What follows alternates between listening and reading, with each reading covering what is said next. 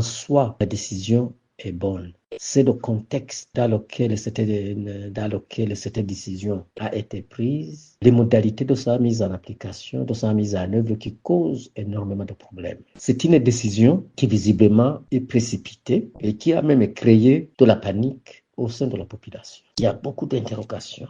La population s'interroge. Certains même pensent que la première préoccupation du gouvernement serait la collecte de l'argent uniquement. Et il y en a qui poussent plus loin pour dire qu'il y a même un agenda caché. Effectivement, dans certains dossiers, surtout en rapport avec les terres, on a vu qu'il y a beaucoup de litiges, qu'il y a beaucoup d'agendas cachés. Deuxièmement, ce dossier touche directement sur les droits des citoyens, la vie des citoyens et des familles. C'est une question qui demande de la patience, qui demande de la prudence et de la lucidité. Alors, pour tous ces motifs et bien d'autres non cités, il serait souhaitable que le gouvernement s'assoive à cette décision pour chercher l'adhésion des principaux bénéficiaires à tous les échelons et apaiser les inquiétudes. Il y a des inquiétudes sur le mode de transmission de conservation du titre original à la direction des titres fonciers, des inquiétudes liées au délai, au montant à payer dans cette pauvreté extrême, à la question des titres qui ont été hypothéqués dans les banques ou dans les microfinances, les parcelles litigieuses où les titres sont en litige, la gestion des titres qui vont se perdre dans le lieu de conservation, la modalité d'octroi du nouveau titre